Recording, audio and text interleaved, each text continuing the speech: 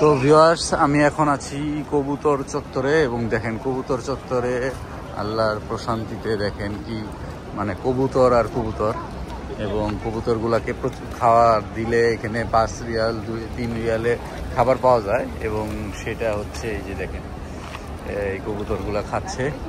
তো সবাই খাওয়াচ্ছে, ছবি তুলতেছে, এবং আল্লাহর কি মানে ফজরের নামাজের পর এবং ফজরের নামাজের পরে জাস্ট 79 নাম্বার গেট, এই যে এখান থেকে বের হইতে হবে। সোজা গেলেই হচ্ছে আপনার উমরার জন্য যে গেটটা বর্তমানে বরাদ্দ সেটা হচ্ছে 79 গেট, এবং 79-এর গেটের সোজা স্ট্রেট আসলেই আসলে কবুতর চত্বরটা পেয়ে যাই আমরা।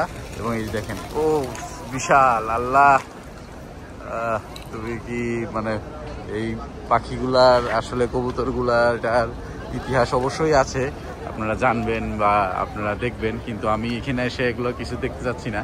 আমি জাস্ট এদের খাবার দাবার এবং এদের যে প্রশান্তি, আল্লাহ মানে দেখেন মানে কি মানে বলবো, এখানে এত কবুতর এবং প্রচুর মানুষ এখানে আসছে, এবং এখানকার ফজরের নামাজ পড়ে সবাই যে খাবার দেয়, এবং ওই যে দেখেন খাবার দিচ্ছে, অনেক হাজিরা খাবার দিচ্ছে, সেটাই হচ্ছে আমি দেখতেছি।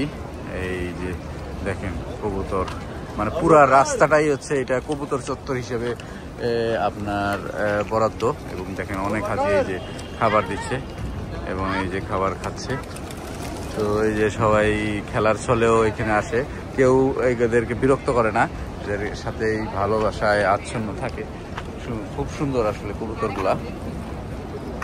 এই মক্কা শরীফে এবং মসজিদুল হারাম আমার ঠিক পিছনে যদি এইভাবে ঘুরাই আপনি দেখবেন এই যে মসজিদুল হারাম, ঠিক হচ্ছে এই যে এইটা দিয়ে ঢুকতে হবে, এবং মসজিদুল হারামের 79 গেট যেটা, ওই 79 গেটের আপনার উমরা করতে গেলে এই গেট দিয়েই ঢুকতে হবে, এবং এইটা সরাসরি সোজা চলে আসলে আমরা এই সুন্দর পরিবেশে আমরা উপস্থিত হইতে পারবো।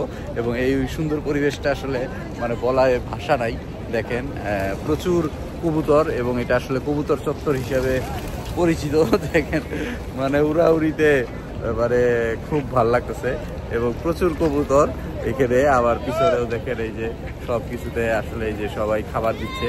2 রিয়াল 3 রিয়াল বা 5 রিয়ালে এই খাবারটা কিনতে হবে, এবং এই খাবারটা কিনে আপনার এই কবুতর চত্বরে আপনার মানুষ আসে। এবং এই দেখেন আমরা যদি উড়াই, এই যে এই যে মানে উড়ে উড়ে যাচ্ছে, এবং সেই সুন্দর আপনার যে মানুষজনের যে আনন্দটা আসলে ফজরের নামাজ পড়ে বিশেষ করে সবসময় থাকে, কিন্তু ফজরের নামাজের পরে একটা অনাবিল প্রশান্তিতে আপনার মন ভরে যায়। এই কবুতর চত্বরে আসলে অবশ্যই আসবেনই, দেখাই হবে, কারণ এটা আসলে যাত্রাপথেই পড়ে।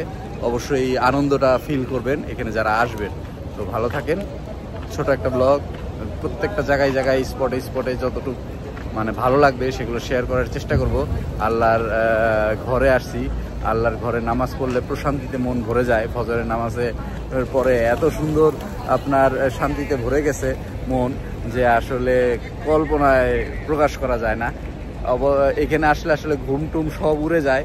আমি গত 3 দিনে মাত্র 3-4 ঘন্টা ঘুমাইছি, তাইলে আপনি চিন্তা করেন যে কি অবস্থা। তারপরেও মনের মধ্যে শান্তি, মনের মধ্যে প্রশান্তি, যে না মসজিদুল হারামে যাইতে হবে, তাওয়াফ করতে হবে, উমরা করতে হবে, মানে খুবই শান্তির একটা জায়গায় আমি চলে আসছি। আল্লাহ আমাকে আনছে, সবাই আসতে পারে না। দেখেন ওরে বাবা, সবাই আসতে পারে না এখানে, আসলে শুধুমাত্র তারাই আসে যা আল্লাহর মর্জি যখন হয় তখনই আসতে পারবেন। হাজার চেষ্টা করলেও আসতে পারবেন না, নানান প্রতিকূলতার সৃষ্টি হবে। তো যাই হোক, ভালো থাকেন, সুস্থ থাকেন। চ্যানেলটি যারা সাবস্ক্রাইব করেনি তারা চ্যানেলটি সাবস্ক্রাইব করে দিয়েন।